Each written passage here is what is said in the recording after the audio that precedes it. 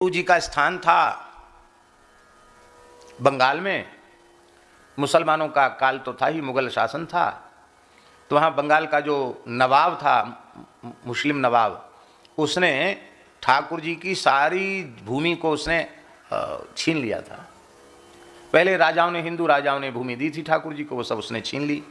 अब हजारों की संख्या में गाय थी उन्हें संत के पास, और संत भी बहुत थे, तो बड़े दुखी हो गए वो कि भगवान की वस्तु छिन गई, और फिर इतनी गाय, इतने संत, इतने ब्राह्मण, इनका क्या होगा। उन्होंने अपने शिष्य रसिक मुरारी जी को बुलवाया और वो वहाँ पहुँचे, तो बोले हम नवाब से बात करेंगे। तो नवाब बड़ा दुष्ट था, उसने क्या किया, उसके हाथी था, नवाब के हाथी बहुत विशेष हाथी था, और उस हाथी को नशा पिला के पागल कर दिया गया, और उस खूनी हाथी को इनके ऊपर छोड़ दिया गया। पहले पालकी भेज के बादशाह ने, नवाब ने बुलवाया, और पालकी में बैठ के रसिकानंद प्रभु आए, और वो पहले से कहारों को पता था कि हमें क्या करना है। हाथी चिंगारता हुआ आया, पागल हाथी, और तुरंत वो डोली पालकी छोड़ के चले गए, भाग गए। एक तो हाथी, फिर उसको अशुद्ध वस्तु पिला करके उसकी बुद्धि को पागल कर दिया गया, तो स्वाभाविक वो मार डालेगा इसको और हमारा कंटक कट जाएगा। लेकिन आप पालकी से बाहर उतर करके खड़े हुए, आपकी करुणा भरी दृष्टि उस हाथी पर पड़ गई। पता नहीं कौन से पाप किए होंगे, तब तो हाथी की योनि में गया, दुष्टों की संगति में रहा। इस बेचारे को क्या पता कि मदिरा पीने की चीज़ है कि नहीं, घड़े घड़े मदिरा पिला के इसको पागल बना दिया गया है। इसके ऊपर भगवान की कृपा होनी चाहिए। उनका हृदय भरा आया करुणा से, और उन्होंने केवल मुस्कुराते हुए कहा, हाथी चिंगार रहा था, कहा कृष्ण कृष्ण कहो छाड़ो गज तन तम, इस हाथी के शरीर का तमोगुण त्याग दो, कृष्ण कृष्ण कहो। क्या कहा? कृष्ण कृष्ण कहो, हाथी की योनि का तमोगुण छोड़ दो। एक समर्थ पुरुष की वाणी प्रकट हुई, और उसका तमोगुण पता नहीं कहाँ चला गया। उस हाथी को कई जन्मों की सुधि आने लग गई, और अब वह रो पड़ा अपने पाप कर्मों की याद करके। उसको रोते हुए देखकर आपने बड़े स्नेह से उसके आंसू पोंछे, उसके सिर पर अपना हाथ पधराया और कहा, कोई बात नहीं, तुम्हें अपने किए हुए का पश्चाताप है, तो तुम्हारे सब पाप अब नष्ट हैं। कृष्ण बड़े करुणामय हैं, भगवान पतित पावन हैं। अब तो हाथी अपनी भाषा में रोकर बोला, महाराज मैं आपकी शरण में हूँ। अपनी सूंड से महाराज के चरण की रज उसने लेकर अपने मुख में डाली, मस्तक पर लगाई। संत ने कृपा की, कान में भगवान का नाम सुनाया, गले में तुलसी धारण कराई, और उसको शिष्य बना लिया हाथी को। उसका नाम रखा गज गोपाल दास। क्या नाम रखा? उसका नाम रखा गज गोपाल दास। और वे गज गोपाल दास भी सिद्ध महात्मा हो गए। और एक विशेष बात है, वो जमात चलती थी ना रसिक मुरारी जी की, उस जमात का महंत भी उसी को बना दिया। बाद में बोले भाई महंत सबसे मजबूत होना चाहिए, तो किसी और साधु को महंत नहीं बनाया, उस गज गोपाल दास हाथी को ही जमात का महंत, सब संप्रदाय के लोगों को बुलाकर चादर विधि उसी की कर दी। महंत जी महाराज। कहाँ है जमात के महंत? कौन है? बोले ये है महंत जी महाराज। आप सोचिए, पशु पक्षी भी संत की कृपा करुणा भरी दृष्टि पाकर धन्य हो जाते हैं। और हे परीक्षित, तुम कितने भाग्यशाली हो। पूरे ब्रह्मांड की विशिष्टतम विभूतियां एक साथ यहां बैठी हैं, और सबके सब संकल्प करके बैठे हैं। जब तक परीक्षित को भगवान श्री कृष्ण के चरण कमल प्राप्त नहीं हो जाते, तब तक हम लोग यहां से हिलेंगे भी नहीं। इतने संतों ने तुम्हारे कल्याण का संकल्प कर लिया है, तुम्हारे कल्याण में संदेह कहां है? कितने कारण हो गए? गंगा जी, श्री कृष्ण में चित्तवृत्ति का लग जाना, संतों का तुम्हारे कल्याण के लिए किया गया संकल्प, और चौथा कारण है भक्तों के वंश में जन्म। चौथा कारण क्या है? भक्तों के वंश में जन्म, ये चौथा कारण है। प्रहलाद जी ने भगवान नरसिंह से कहा कि आप ज़्यादा ही पीछे पड़े हैं कि कुछ न कुछ मांग लो, तो ऐसा करो कि हमारे पिताजी ने आपका बहुत अपराध किया, निंदा की है, तो उनकी सदगति हो जाए। भगवान हंसने लगे। भगवान ने कहा, अरे प्रहलाद, तुम्हारे जैसा भक्त पुत्र जिस घर में जन्म ले ले, त्रिसप्तभी पिता पूतः पितृभि सहते नघ, यत साधो से कुले जातो भगवान वही कुल पावना। 21 पीढ़ी तर जाती हैं और तुम तो कुल पावन हो। केवल प्रहलाद जी के जैसा भक्त प्रकट हो जाए तो 21 पीढ़ी तर जाती हैं। और प्रहलाद चरित्र कहने के बाद नारद जी ने कहा है कि गृहस्थ भक्तों में प्रहलाद जी से श्रेष्ठ भक्त नहीं। हे पांडवों, तुम उनसे भी अधिक भक्त हो, प्रहलाद जी से अधिक भक्ति है तुम्हारी। और विरक्त भक्तों में नारद जी से श्रेष्ठ कोई भक्त नहीं। नारद जी कहते हमसे भी अधिक भाग्यशाली हो तुम लोग। सप्तम स्कंद में 2 बार नारद जी ने यह बात कही। यूयम न लोके बत भूरि भागा लोकम पुनाना मुनयो हुयंती येषाम गृहाना वसतीति साक्षात गूढ़म परब्रह्म मनुष्यलिंगम। इतने भक्त, एक प्रहलाद जी जैसा भक्त हो जाए तब कल्याण हो जाता है 21 पीढ़ी का। और यहाँ तो तुम्हारी दादी कुंती भक्त, द्रौपदी भक्ता, तुम्हारी माता उत्तरा भक्ता, तुम्हारे पिता अर्जुन भक्त, युधिष्ठिर भक्त, नकुल भीमसेन, सब कुछ भक्त ही भक्त है, पूरा खानदान भक्त है। और तुम स्वयं मेरे प्राण प्यारे भक्त हो, तो तुम्हारे कल्याण में संदेह कहां। 5वां कारण, जिस जीव को भगवान का साक्षात्कार हो जाए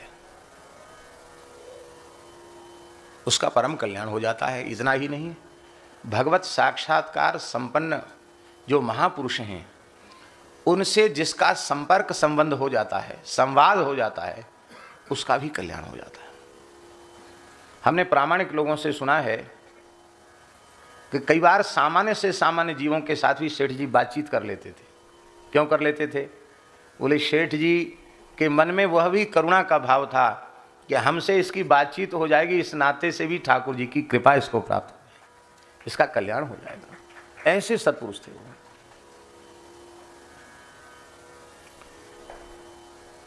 जिन चितये प्रभु जे प्रभु हेरे ते सब भये परम पद योग। और परीक्षित इतने भाग्यशाली हैं महाराज। ध्रुव जी को तो 5 वर्ष की आयु में 6 महीने की अल्प अवधि में भगवान का दर्शन हुआ। परीक्षित जी को तो गर्भ में ही भगवान का दर्शन हो गया। 1 क्षण 2 क्षण के लिए नहीं, 9 महीने तक भगवान का दर्शन गर्भ में किया परीक्षित जी ने। और जब गर्भ के बाहर आए तो ब्रह्मास्त्र के प्रभाव से एक बार तो मृत्यु हो गई थी। और जब उत्तरा ने रुदन किया, भगवान श्री कृष्ण प्रकट भये और उन्होंने परीक्षित को अपनी गोद में रखकर कहा कि यदि अर्जुन में मेरी निष्कपट प्रीति हो तो ये बालक जीवित हो जाए। भगवान ने कृपा भरी दृष्टि से देखा और परीक्षित को पुनः प्राण आ गए, चेतना आ गई। अर्जुन में प्रेम हो, ये बात क्यों कही? अर्जुन में प्रेम का अर्थ क्या है? अर्जुन उपलक्षण है। मेरी भक्तों में निश्चल निष्कपट प्रीति हो तो ये बालक जन्म हो जाए, जीवित हो जाए। और परीक्षित ने नेत्र खोल दिए। कितने भाग्यशाली हैं। पेट में दर्शन और बाहर जब जन्म लिए तो संसार को देखा ही नहीं, सबसे पहले चेतना आई और आंख खोली तो किसको देखा? श्री कृष्ण को देखा। ये तो तुम सब जीवों के प्रतिनिधि बनकर उन सबके कल्याण का साधन का जो पथ है उसको प्रशस्त कर रहे हो इस संवाद के रूप में। इसलिए राजन, हम बहुत प्रसन्न हैं तुम्हारे इस प्रश्न को सुन करके कि मरने वाले को क्या करना चाहिए। हे परीक्षित जी महाराज, जो विषयी प्राणी हैं, ग्रहासक्त प्राणी हैं, वो तो हजारों काम धंधों में ऐसे उलझे रहते हैं कि उनके जीवन में कभी यह प्रश्न ही नहीं उठता कि मेरा कल्याण कैसे होगा। उनकी तो घोर दुर्दशा है। निद्रया ह्रियते नक्तम व्यवायेन च वावयः दिवाचार्थे हया राजन कुटुंब भरणेन वा। सारी रात सोने में बीत जाती है, दिन धन कमाने की इच्छा में व्यतीत हो जाता है अथवा रात्रि भोग में व्यतीत हो जाती है। बचा कुचा समय कुटुंब के भरण पोषण में चला जाता है। स्त्री पुत्र घर धन ये सब जितनी चीजें हैं सब की सब नाशवान हैं। पर इन नाशवान वस्तुओं को भी वह अविनाशी के जैसा मान बैठता है। इनको भोगने में इतना प्रमादी हो जाता है, तेषाम प्रमत्तो निधनम पश्यन्नपि न पश्यति, इतना मतवाला हो जाता है कि इनके विनाश को देख कर भी वह अपने विनाश को भूला रहता है। तमाम अपने निकट संबंधियों की मृत्यु हुई है, लेकिन हम भी मरेंगे ये बात उसकी समझ में नहीं आती। इसलिए हे राजन, सबसे पहली बात तो यह है कि कल्याणकामी पुरुष का कर्तव्य है कि उसको सर्वात्म भाव से 3 साधन करने चाहिए। कौन कौन?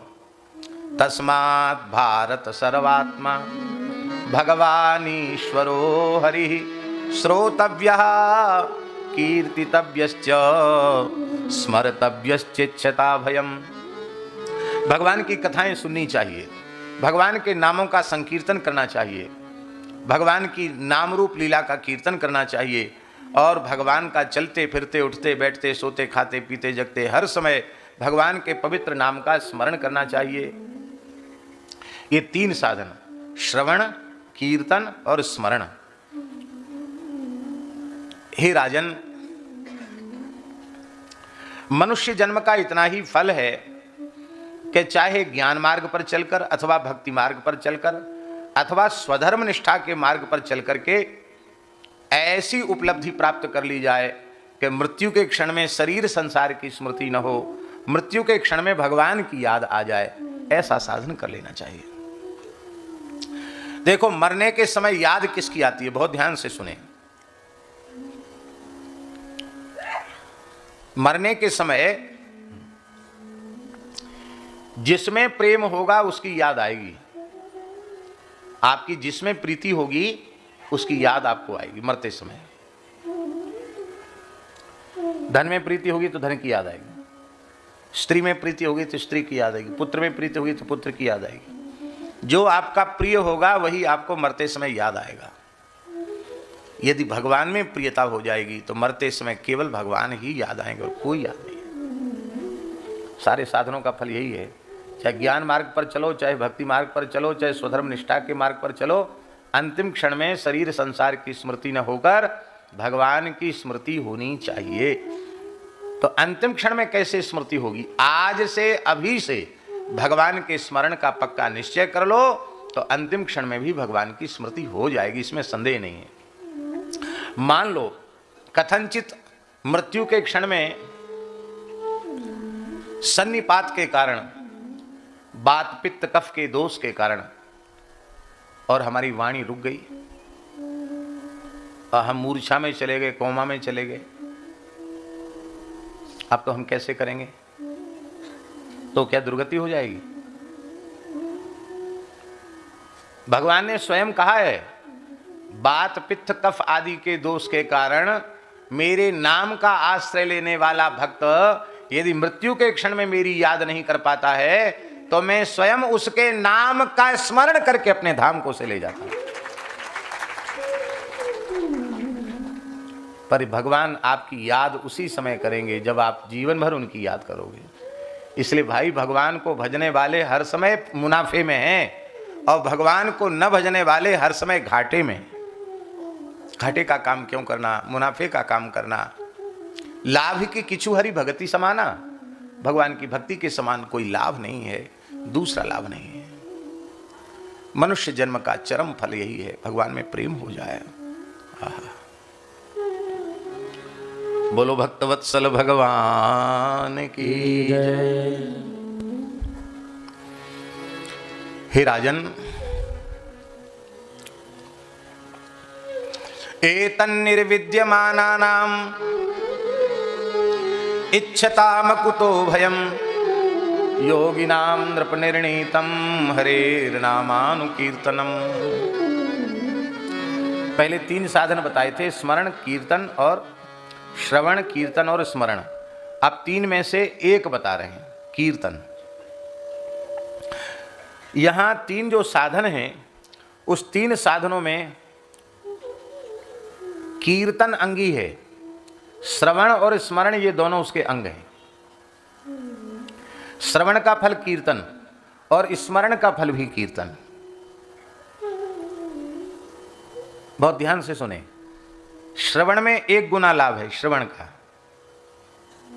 और मान लो आपने ठीक से नहीं सुना तो लाभ नहीं। सावधानी पूर्वक प्रमाद रहित होकर सुनोगे तो श्रवण का लाभ मिलेगा। स्मरण में भी यही बात है, स्मरण करेंगे तो स्मरण करते समय आपको स्मरण का लाभ मिलेगा, स्मरण कर्ता को स्मरण का फल मिलेगा, लाभ मिलेगा, दूसरे को नहीं मिलेगा।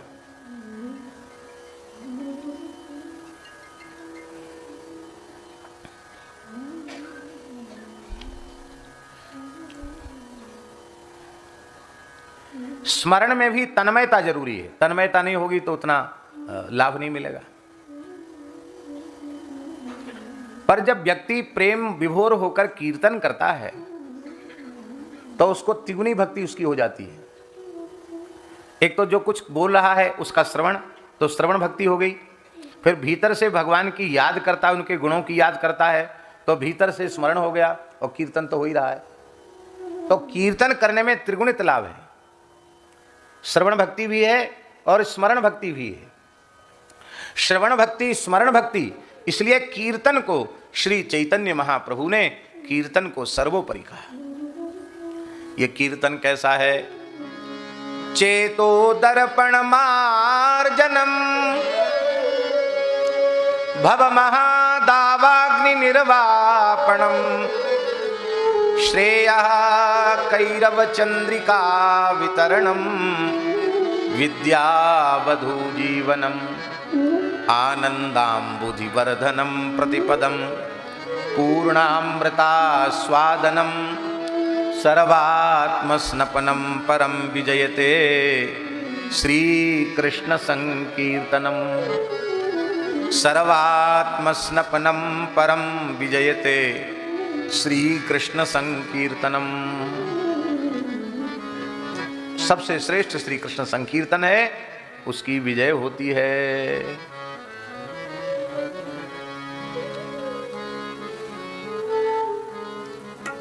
कीर्तन शब्द है और कीर्तन शब्द में सम उपसर्ग लग गया तो बन गया संकीर्तन, संकीर्तन। अनुस्वार का उच्चारण जो है परवर्ती वर्ण के अनुसार होता है। तो का है ना, तो कवर्ग का अनुनासिक वर्ण क्या है? ग, का खा गा खा ग के जैसा उच्चारण, संकीर्तन, संकीर्तन। कीर्तन तो है कीर्तन, और संकीर्तन क्या है?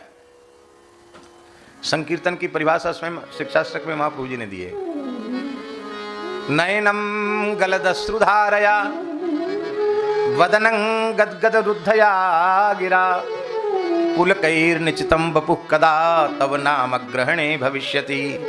हे नाथ, आपकी ऐसी कृपा हमारे ऊपर कब होगी जब आपके नाम का संकीर्तन करते ही हमारे नेत्रों से प्रेमाश्रुधार बहने लग जाएगी, हमारे शरीर में रोमांच हो जाएगा, हमारा हृदय प्रेम से द्रवित हो जाएगा।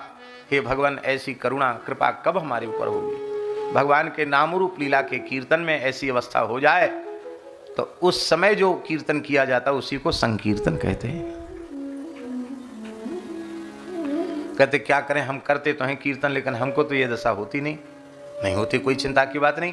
कीर्तन करते रहो, स्वाद आवे या ना आवे, मन लगे या न लगे, बस कीर्तन करते रहो। कीर्तन करते करते कभी संकीर्तन होने लग जाएगा, कीर्तन से ही संकीर्तन प्रकट हो जाएगा। कीर्तन करो।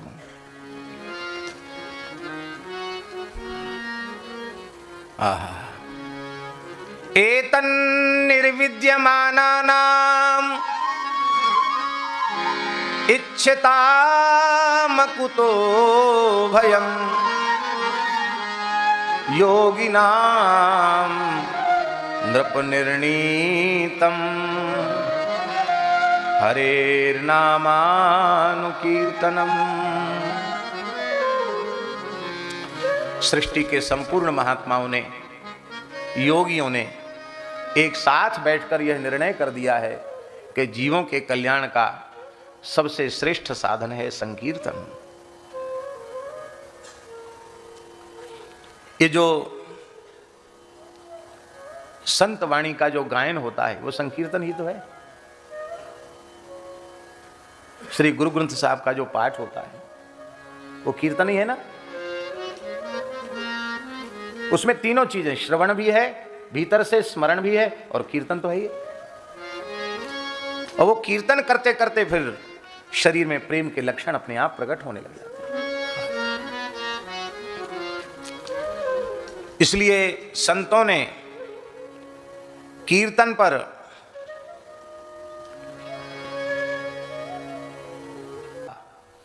सबसे पहले कल्याण के पुरुष का कर्तव्य है कि ग्रहात् प्रव्रजिता, घर छोड़ करके निकल जाए, किसी पवित्र तीर्थ के जल में स्नान करे, शुचौ विविक्त आसीना, अत्यंत एकांत में बैठ करके, विधिवत आसन पर बैठ करके भगवान के नाम का अभ्यास करे। अभ्यसेन मनसा शुद्धम त्रिविध ब्रह्माक्षरम परम, त्रिविध ब्रह्माक्षर प्रणव को भी कहा जाता है और राम नाम को भी कहा जाता है। बंदौ राम नाम रघुवर को, हेतु कृशानु भानु हिम कर को, विधि हरिहर में वेद प्राण सो, अगुण अनुपम गुण निधान सो। भगवान नाम का, राम नाम का, कृष्ण नाम का अभ्यास करे और फिर जब अंतःकरण एकदम शांत निर्मल हो जाए तो भगवान के मंगलमय स्वरूप का ध्यान करे। चरण से लेके मुखारविंद तक, मुखारविंद से लेके चरण तक भगवान का ध्यान करे। ध्यान करते करते तो ध्यान जनित आनंद समुद्र में जब वह डूबने लग जाता है और फिर शरीर संसार की पूर्ण विस्मृति होती है, हे राजन, वही वस्तुतः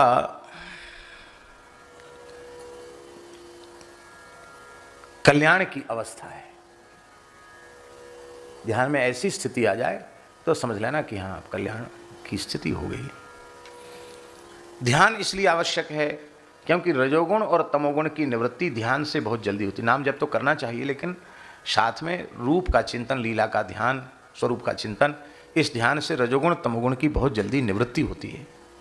और रजोगुण तमोगुण की निवृत्ति होती, ज्यों ज्यों सत्वगुण बढ़ता चला जाता है, त्यों त्यों वो भगवत प्राप्ति के पथ पर तीव्रता से चलने लग जाता, अग्रसर होने लग जाता है। सबसे पहले जितासनः, कल्याणकामी पुरुष को आसन जीत लेना चाहिए, क्योंकि आसन दृढ़ नहीं होगा तो ध्यान में दृढ़ता कैसे आएगी। कम से कम 3 घंटे तो एक आसन से बैठ सके, ऐसा अभ्यास करना चाहिए। सुखपूर्वक 3 घंटे बैठ सके, धीरे धीरे अभ्यास करने से हो जाता है। आपको सुनकर आश्चर्य होगा, हमारे पूज्य गुरुदेव श्री पहाड़ी बाबा महाराज अपने साधन काल में बहुत लंबे समय तक नित्य 18 घंटे बैठते थे। कितने घंटे? एक आसन से, पाषाण प्रतिमा की तरह सिद्धासन से 18 घंटे बैठते थे, और महीना 2 महीने, वर्षों तक किसी तरह से बैठे।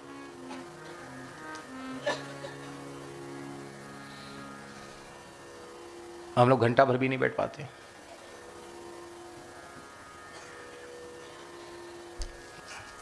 चित्रकूट में कथा हो रही थी, वो जमाना था राजाओं का जमाना, तब की बात है। तो चित्रकूट में कथा हुई तो महाराज जी उस समय प्रमोद वन में भजन करते थे, तो बढ़िया कथा हो रही थी। तो महाराज जी ने सोचा कि चलो हम भी कथा सुने, बहुत अच्छे विद्वान पंडित जी आए हैं कथा सुने। तो पंडित जी कथा कहते थे, वो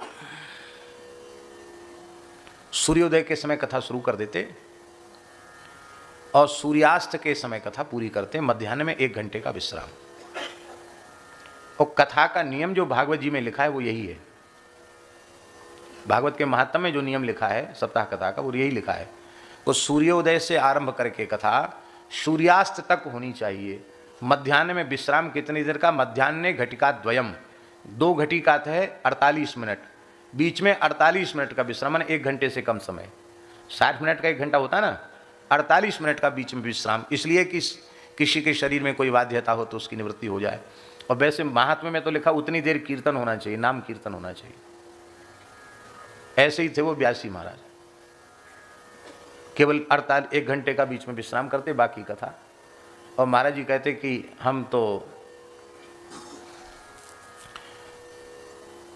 सुविधा की दृष्टि से बिजावर की रानी कथा करा रही थी। बिजावर स्टेट है, थी मध्य प्रदेश में, अभी भी है, अब तो स्टेट खत्म हो गई। तो बिजावर के राजा रानी कथा करा रहे थे बुंदेलखंड की। और महाराज जी एक वृक्ष के पास बैठ जाते, तो अब उनको तो उठना नहीं, तो महाराज जी तो सवेरे परिक्रमा करते हुए आते और ठीक 4 बजे आसन लगा के बैठ जाते। सवेरे आसन लगा के बैठते तो रात्रि को 8 बजे तक बैठे रहते वहाँ। इसलिए बैठे रहते कि सब पंडित जी चले जाएं, सब चले जाएं तो आनंद से हम भी चले जाएं। उस समय ये माइक वगैरह की व्यवस्था नहीं थी।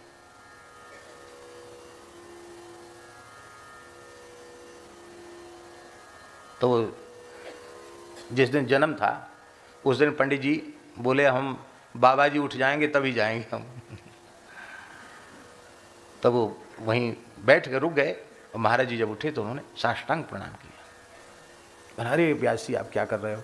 बोले हमको अपने मन में बड़ा गुमान था कि मैं इतनी लंबी बैठक से बैठता हूँ, पर बाबा जी आप तो आश्चर्य है, ऐसे बैठते हो जैसे कोई पत्थर की मूर्ति हो। हैं हम आते हैं तो पता नहीं कितनी देर पहले से आप बैठते हो और रात तक बैठे ही रह जाते हो। बोले और हमारा काम ही क्या है बैठने के अलावा। जितासना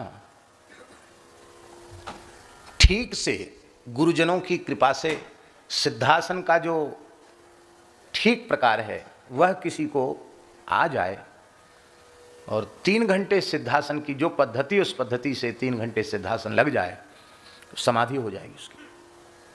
3 घंटे सिद्धासन में समाधि हो जाती है, बात बिल्कुल पक्की है, इसमें संदेह नहीं है। पर ठीक से सिद्धासन लगता नहीं।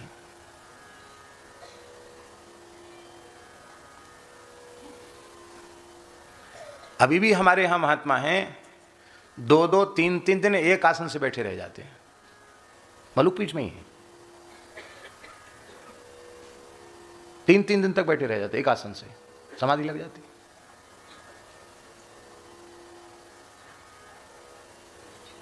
और हम समझते हैं कि ब्रज में उनको 50-60 वर्ष तो हो गया होगा ब्रज में उनको। 12 मास का नियम, रात्रि को 1:30 बजे उठ जाना, 1:30 बजे स्नान करके आसन पर भजन पर बैठ जाना। पहले तो सवेरे 8-9 बजे तक बैठते थे भजन में, अब तो रात्रि को 1:30 बजे बैठ जाते हैं, शाम को 5 बजे उठते हैं रोज। आयु हम अनुमान लगाते लगभग 90 के करीब की आयु होगी। पूछा नहीं हमने, लेकिन हमारा अनुमान है कि संभवतः इतनी आयु उनकी होनी चाहिए। हमारे महाराज जी के सबसे पुराने परिकर इस समय के। जितासना, भगवान सुखदेव जी करे जितासना, आसन जीत ले। आसन जीतने से क्या होगा? जितश्वासः, आसन को जीतने से श्वास प्रश्वास पर विजय प्राप्त हो जाती है। जितासनो जितश्वासो। और जब जितश्वास हो जाएगा तो जितसंग हो जाएगा। जितसंग माने आसक्ति को जीत लेगा, आसक्ति पर विजय प्राप्त कर लेगा। और जब आसक्ति रहित हो जाएगा तो जितेंद्रियः, इंद्रियों में चंचलता क्यों होती है? विषयाशक्ति के कारण ही इंद्रियों में चांचल्य होता है। विषय शक्ति समाप्त हो जाएगी तो इंद्रियों का चांचल्य अपने आप निवृत्त हो जाएगा। निवृत्त होने के बाद फिर वो अपने आप जितेंद्रियता बुलानी नहीं पड़ेगी, अपने आप जितेंद्रियता आ जाएगी। तो जितासनः, फिर उसके बाद जितश्वासः, फिर उसके बाद जितसंगो, इसके बाद जितेंद्रिय। और ये स्थिति आने के बाद स्थूले भगवतो रूपे मनस संधारे धिया, फिर ऐसा भीतर से पक्का निश्चय कर ले कि इस विराट सृष्टि में जो कुछ दिखाई पड़ रहा है यह सब कुछ परमात्मा ही है, भगवान ही है, ब्रह्म ही है। ऐसा अपने भीतर से निश्चय कर ले। ऐसा निश्चय करने का लाभ क्या है? बड़ी बारीक बात है। अभी तो कहा भगवान के चतुर्भुज रूप का ध्यान, और फिर कहा कि जिधर दृष्टि जाए उधर भगवान ही भगवान है, ऐसा अनुभव करे। ये 2 प्रकार का ध्यान इसलिए सुखदेव जी ने बताया कि कोई भी साधक सदा सर्वदा ध्यान की स्थिति में नहीं रह सकता। रह सकता क्या? शरीर के व्यवहार के लिए कुछ न कुछ तो बाहर आना पड़ेगा कि नहीं? अरे खाना पीना, सोना, मलमूत्र त्याग, इसके लिए तो बाहर आना पड़ेगा। तो जितनी देर ध्यान में रहेगा उतनी देर तो भगवान का संपर्क रहेगा, संबंध रहेगा, और ध्यान के बाहर आते ही वो विमुख हो जाएगा। तो जब संपूर्ण विराट ब्रह्मांड ही भगवान का स्वरूप है और ये भीतर से पक्का निश्चय हो जाएगा तो चाहे आंख मूंद के रहे तो और चाहे आंख खोल के रहे तो उसे आधे क्षण के लिए भी भगवान की विस्मृति नहीं होगी। निरंतर भगवान की स्मृति बनी रहे, इसका साधन है कि सारे ब्रह्मांड को भगवान का स्वरूप समझ लो। ये सब कुछ भगवान है।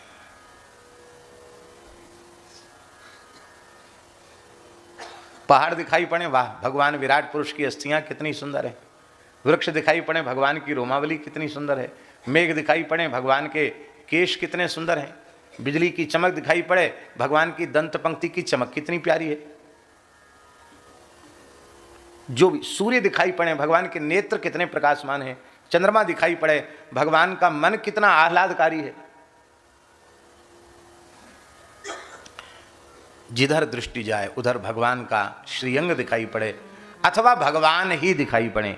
नदी के रूप में भगवान, समुद्र के रूप में भगवान, वृक्ष के रूप में भगवान, पशु पक्षी के रूप में भगवान, सब कुछ भगवान है। सब कुछ भगवान है। इसलिए दो प्रकार का ध्यान, आंख मूंदें तो भीतर भगवान और आंख खोलें तो बाहर भगवान। हमेशा भगवान की स्मृति बनी रहे, निरंतर भगवान की स्मृति बनी रहे। कितना बढ़िया साधन है। संपूर्णानंद जी महाराज कहते थे कि सारी सृष्टि भगवान है। ये तो अंतिम सत्य हुआ। आप दिन भर में कितने लोगों के संपर्क में आते हैं? क्या 1000 लोगों से संपर्क आप एक दिन में कर पाते हैं? क्या नहीं कर पाते? बातचीत तो नहीं कर पाते इतने लोगों से। जब अरब खरब की सारी सृष्टि भगवान है तो तुम दिन भर में 1500 आदमी से भी मान लो व्यवहार करते तो क्या उतने को भगवान नहीं मान सकते? तो संपूर्णानंद जी महाराज कहते थे कि किसी को कहने की जरूरत नहीं है, कहोगे तो लोग तुम्हें पागल समझेंगे। निश्चय कर लो कि सवेरे जगने के बाद 1 घंटे तक जो भी मेरे सामने आएगा, मनुष्य पशु पक्षी कीट पतंग, सबको नारायण कहकर हम मन ही मन प्रणाम करेंगे। सो के उठे, पत्नी सामने आ गई, नारायण। पुत्र सामने आए, नारायण। नौकर सामने आए, नारायण। और कोई चूहा बिल्ली सामने से निकल, नारायण। उसमें भेद नहीं। अब ऐसे दंडोत करने लग जाओ तो कहेंगे पागल हो गए हो क्या, सवेरे सवेरे उठ के पत्नी को लंबी दंडोत कर रहे हो? तो वो नाटक नहीं करना। भीतर से किसी को पता ना चले अपना साधन क्या कर रहे हैं हम, नारायण नारायण। फिर धीरे धीरे 2 घंटे का साधन बढ़ाओ। फिर धीरे धीरे प्रातःकाल जगने से लेकर सोने तक का अभ्यास कर लो। जो भी सामने पड़ेगा, बोले न बोले, परिचित हो अपरिचित हो, नारायण नारायण नारायण कहते ऐसा करो। और जब सूर्योदय से सूर्यास्त का, जगने से सोने तक का अभ्यास हो जाए और तत्परता पूर्वक यह अभ्यास 6 महीना कर लो, तो कहते थे ये मेरा अनुभव है, 6 महीना ऐसा अभ्यास कर लो तो आपको सब भगवान के रूप में दिखाई पड़ने लग जाएगा। और कितना सरल साधन है, कुछ करना नहीं है, केवल नारायण नारायण नारायण भीतर से करना है, इतने से भी हो जाएगा। सहज अभ्यास अथवा राम राम, जो भी आपको जिसमें आपकी सहूलियत हो, राम राम, कृष्ण कृष्ण, नारायण। उन्होंने जो बात कही वो हम आपको बता रहे, नारायण नारायण नारायण नारायण नारायण, सब भगवान का स्वरूप है। इससे बड़ा लाभ क्या होगा कि गुण दोष की दृष्टि मिट जाएगी। और गुण दोष की दृष्टि मिट जाएगी तो बस यही सबसे बड़ी उपलब्धि है। सर्वत्र भगवान दिखने लग जाएंगे। फिर न कहीं गुण न कहीं दोष, केवल भगवान ही भगवान दिखने लगेंगे। इस प्रकार से यह साधन श्री सुखदेव जी महाराज ने बताया। वैराग्य का भी वर्णन किया और भगवान के स्थूल सूक्ष्म स्वरूप की धारणा, सद्या मुक्ति, क्रम मुक्ति, इनका भी बड़ा सुंदर श्री सुखदेव जी महाराज ने विवेचन किया है। आज हम आ रहे थे तो रास्ते में हमको वो जो गाड़ी चला के लाए, उन्होंने कहा कि आज बालकों में बड़ा उत्साह है, वो सब 2 बजे आ जाएं।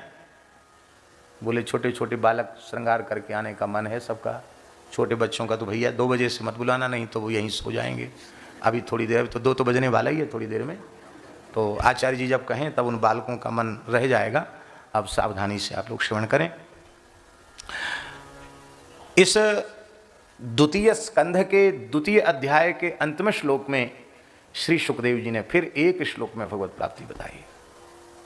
कल कुंती जी ने एक श्लोक में भगवत प्राप्ति का साधन बताया था, आज सुखदेव जी उसी पर मोहर लगा रहे हैं। एक श्लोक में भगवत प्राप्ति का साधन, बहुत बढ़िया श्लोक है, द्वितीय स्कंध के द्वितीय अध्याय का 37वां श्लोक।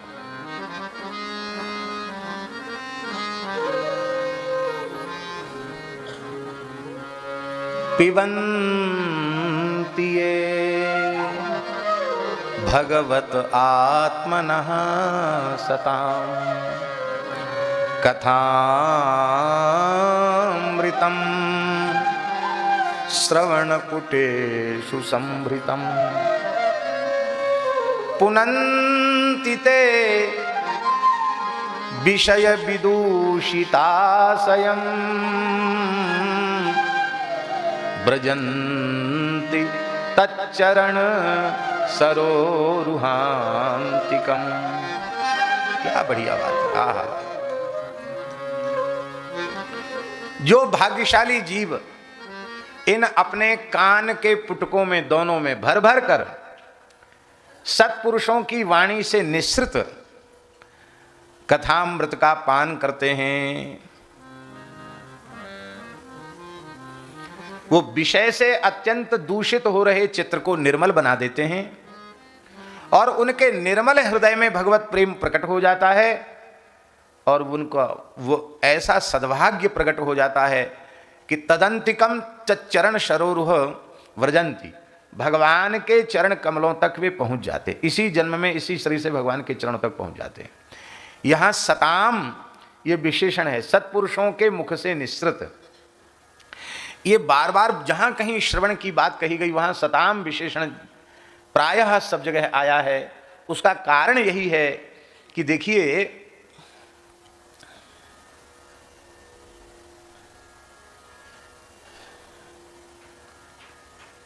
इस बात को आगे भी स्पष्ट करेंगे। शब्द जो हैं वो वैखरी वाणी से निकलते हैं और शब्द वायु रूप होते हैं। वायु ही तो है शब्द, और क्या है। वायु मुख में आई और कंठ, तालु, ओष्ठ आदि के आघात से वर्ण के रूप में प्रकट हो रही है, इसी को वैखरी कहते हैं। मनः कायाग्नि माहंती सप्रेरेति मारुतम मारुतस्तूरस्य चरण बंद्रम जनते स्वरम प्रातः सवन योगंतम इत्यादि प्रकार से महर्षि पाणिनि जी ने कहा है।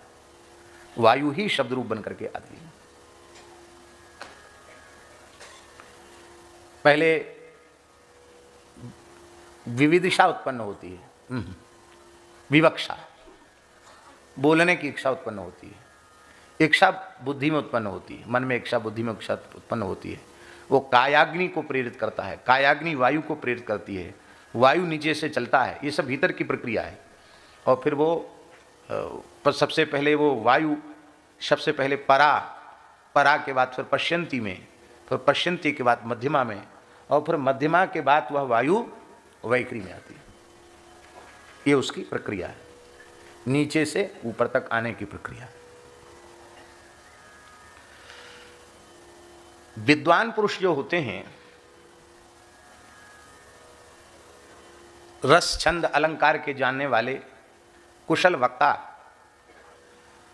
उनके वैखरी वाणी से अलंकार युक्त शब्द तो प्रकट होते हैं और वे शब्द वायु रूप हैं, पर उन शब्दों में सुगंध नहीं होती, क्योंकि शास्त्रज्ञ होने के बाद भी उनका चित्त वासनाओं से अत्यंत मलिन हो रहा है। तो उस वासना के दुर्गंध को लेकर के वे शब्द वैखरी के रूप में निकलते हैं।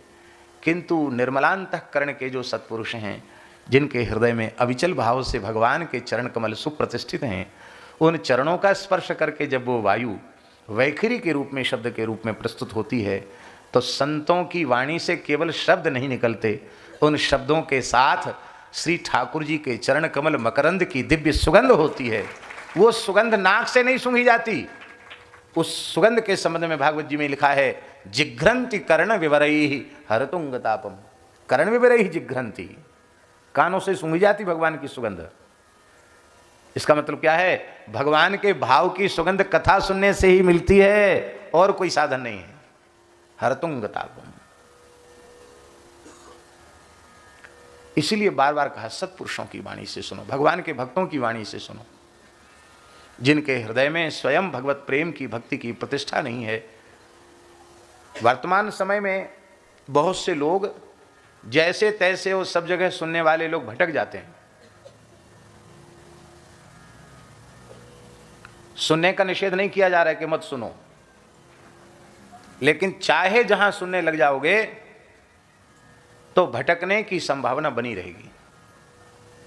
इसलिए प्रामाणिक महापुरुष और जो संत कृपा, गुरु कृपा, भगवत कृपा से कुछ जान चुके हैं, समझ चुके हैं, ऐसे सत्पुरुषों के चरणों में बैठकर ही सुनना चाहिए। और ऐसी सुविधा उपलब्ध न होवे तो गीता प्रेस का पवित्र साहित्य घर में रखो, कीर्तन करो, एक व्यक्ति पढ़ने लग जाए, बाकी लोग सुनो, ज्यादा लाभ हो जाएगा, अधिक लाभ हो जाएगा। हम मना नहीं करें कि कथाएं नहीं होनी चाहिए, खूब कथाएं हों, लेकिन धीरे धीरे कथाओं में जो स्थिति आ गई है, आप लोग तो बहुत भाग्यशाली हैं और बड़े ऊंचे सत्संगी हैं, बड़ी मर्यादित यहाँ सत्संग की गोष्ठी हो रही है। नहीं महाराज, ऐसी स्थिति हो गई है कि एकदम उत्सव मनाए जाएं, इसकी मनाई नहीं है, लेकिन केवल ताम झाम और तमाशा बनकर रहेगी कथा। वक्ताओं के साथ झांकी वाले भी चलते हैं झांकी वाले। अरे सीधी रासलीला मंडली ले चलो ना, बढ़िया, सबसे अच्छी। एक समय कथा हो, एक समय रासलीला हो, क्या परेशानी है? कथा तो कथा रही आवे।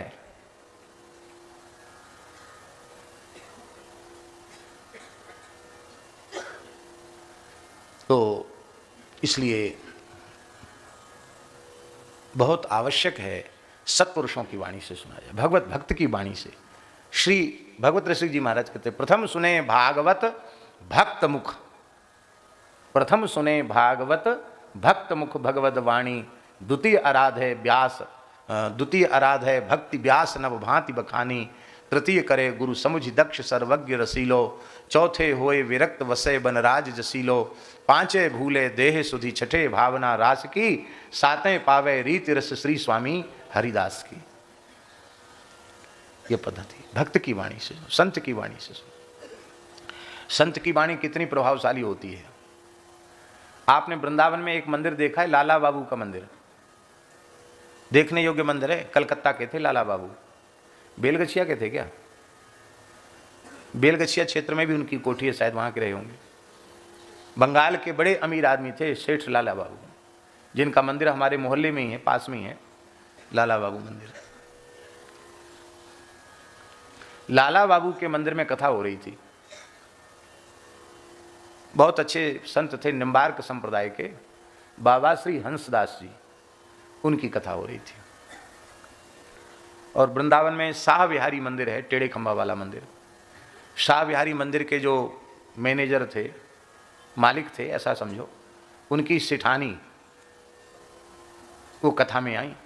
और माइक तो थे नहीं उस जमाने में, बड़े अमीर थे वो लोग, लखनऊ के रईस लोग तो प्रसिद्ध ही हैं।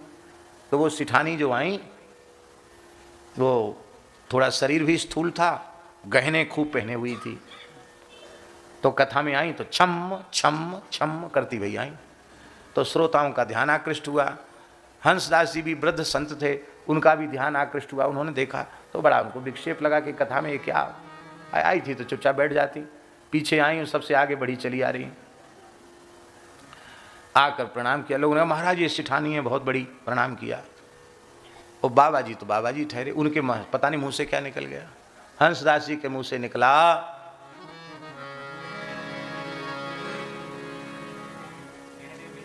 नहीं पूरा,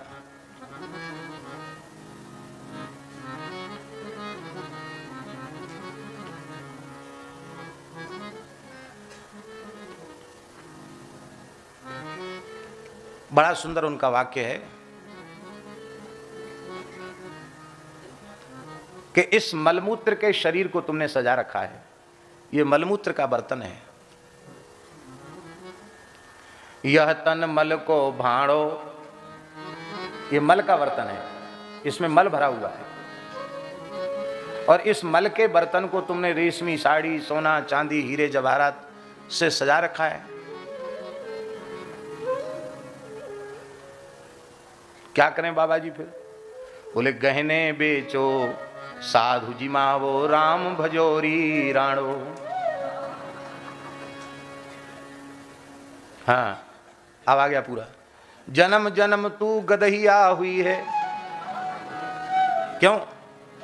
भजन ढोना गधी का काम है ना। जन्म जन्म तू गदहिया हुई है, क्योंकि यह तन मल को भाड़ो, गहनो बेचो साधु जिमावो, राम भजोरी राणो। अब संत का उससे कोई द्वेष था क्या? द्वेष तो नहीं था, पर उनको पता नहीं मुंह से वाणी निकल गई, और वो वाणी निकली तो उसका प्रभाव ऐसा हुआ कि बात लग गई, और उसने तत्काल सारे गहने उतार करके बेच दिए,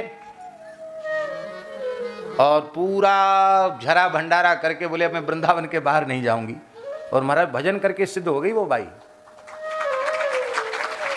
बाद में उनके पति ने, सेठ ने भी घर छोड़ दिया, वो भी भजन किए, और उन्होंने भी हंसदास जी से दीक्षा ली। उन्होंने कहा संग संग नहीं रहोगे, क्योंकि आसक्ति नहीं जाएगी तुम लोगों की। तो एक ने गिरिराज जी में रहकर भजन किया, तो दूसरे ने बरसाने में रहकर भजन किया, और अंत में भजन करते करते ब्रज प्राप्ति की। हमारे कहने का प्रयोजन यह है, संतों की वाणी इतनी प्रभावशाली होती, वे खींच कर भी कुछ कह दें तो उससे भी बात बन जाती।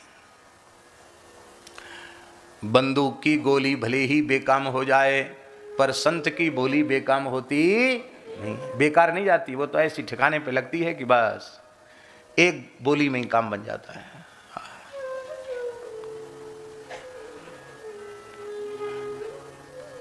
अब वो थोड़ा दूसरा उदाहरण है, लेकिन सिद्ध पुरुषों की वाणी से निकला हुआ, इसलिए हमको कहने में संकोच नहीं है। महाराज जी कहते थे, पूज्य पहाड़ी बाबा महाराज सिद्ध पुरुष थे, महाराज जी कहते थे कि बिजार, बिजार माने वृषभ गायों के बीच में रहता है, तो गायों को हरी करता है, गर्भिणी करता है, वंश वृद्धि करता है गायों की। और उस बिजार से भी अधिक मजबूत बैल गायों के बीच में रहता है, पर किसी गाय को हरी करता नहीं है। आज से समझे आप नहीं समझे? महाराज जी कहते थे कि दूसरे मनुष्य भी देखने में आकार प्रकार में मनुष्य के जैसे ही होते हैं, पर वो बैल होते हैं। वे जीव के गर्भ में भगवान की प्रतिष्ठा नहीं कर सकते, किंतु जो सिद्धकोटि के पुरुष होते हैं वो बिजार के समान होते, वृषभ के समान होते हैं। वो जीवों के अंतःकरण में भगवान की प्रतिष्ठा करने में समर्थ होते हैं। जिनके हृदय में स्वयं भगवान प्रतिष्ठित नहीं हो पाया, वे दूसरे के हृदय में भगवान को प्रतिष्ठित कैसे कर पाएंगे? इसलिए सताम सत्पुरुषों की वाणी से सुनो,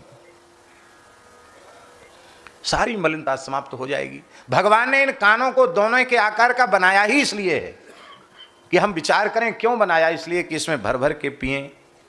और ये ऐसा अक्षय पात्र है कि ये कभी पूरा।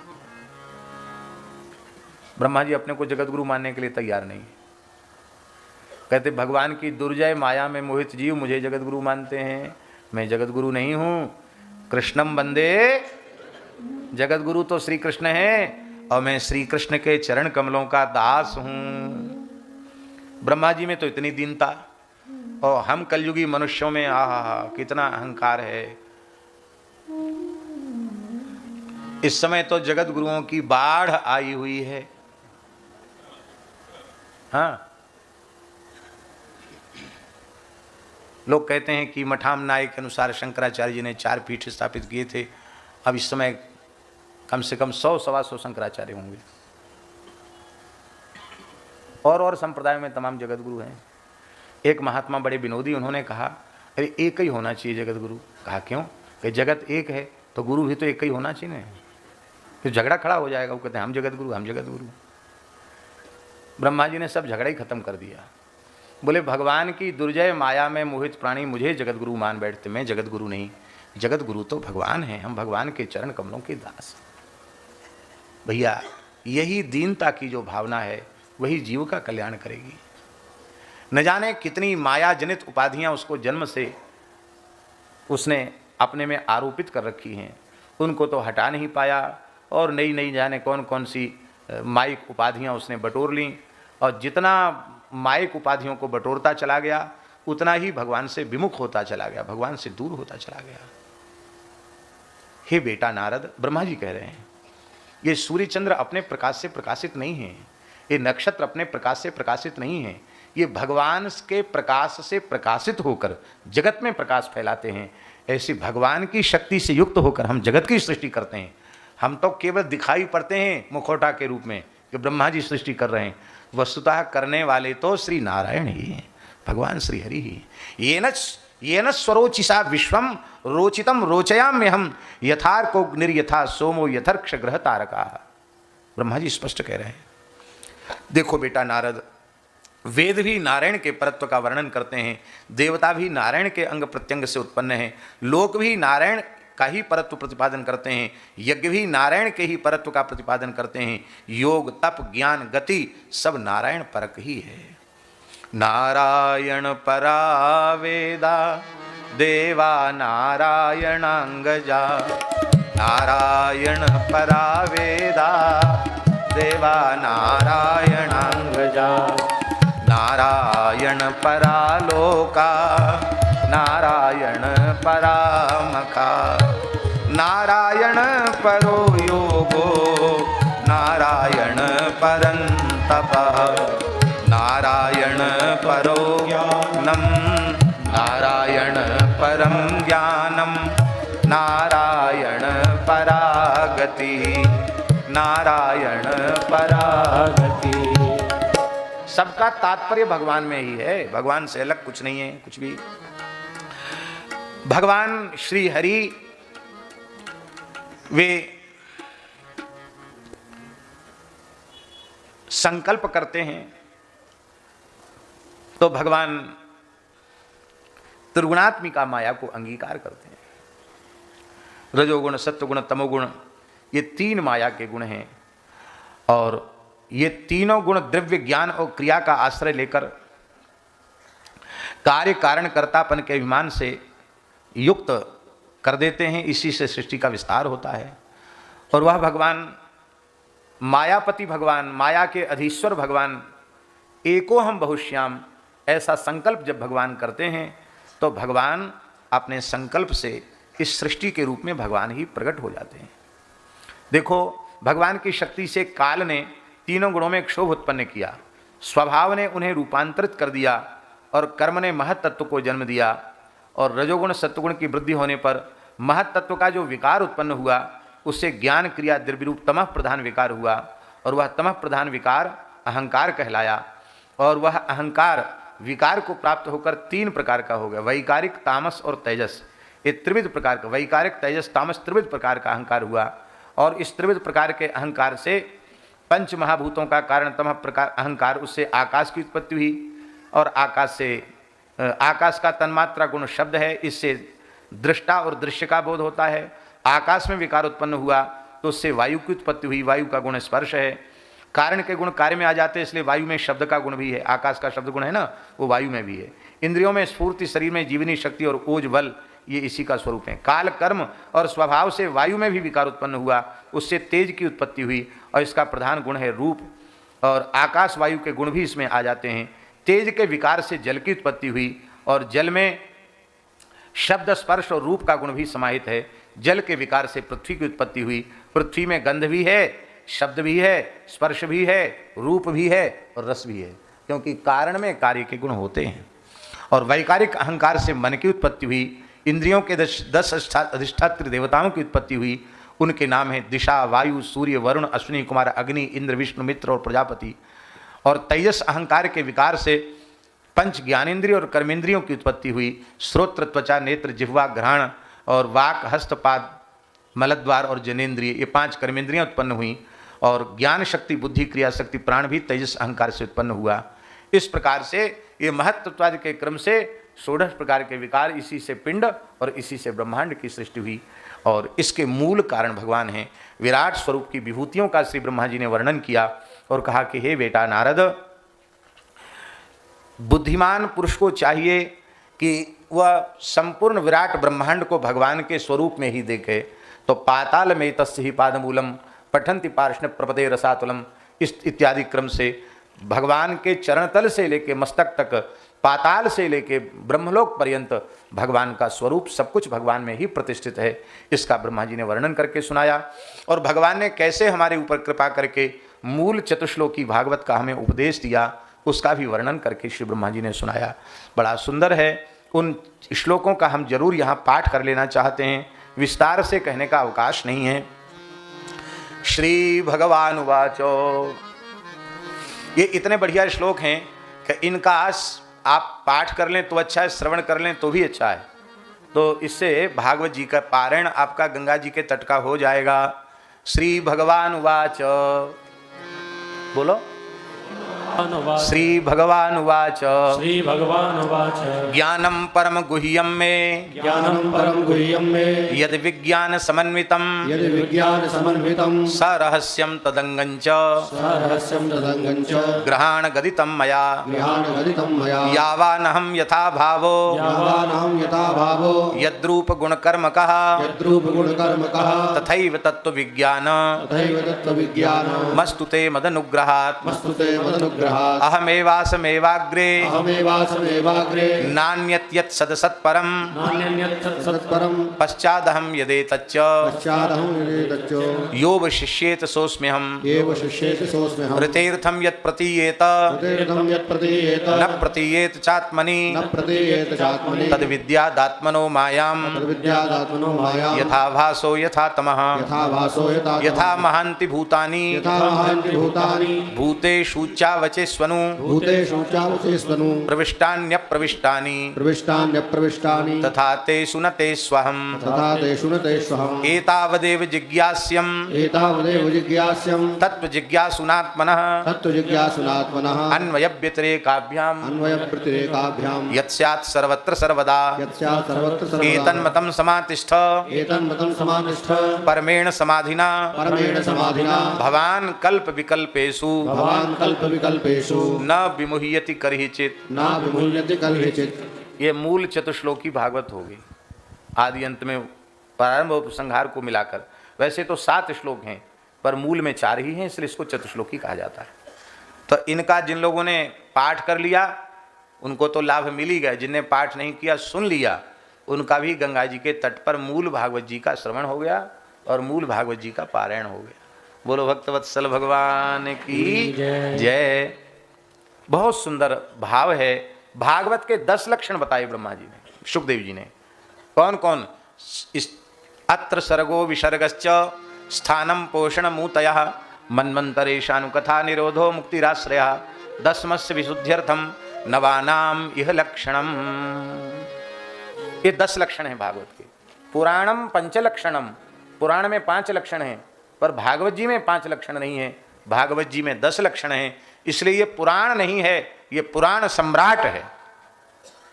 ये पुराण ना होकर क्या है? पुराण सम्राट है। पंडित श्री बंसीधर जी ने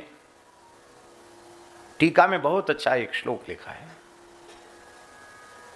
कंठस्थ करने योग्य श्लोक, इतना बढ़िया श्लोक लिखा है। पुराण सम्राट श्रीमद् भागवत जी विराजमान है भक्तों के दरबार में, सिंहासन पर बैठे हैं, भागवत जी विराजे सामने हम लोगों के।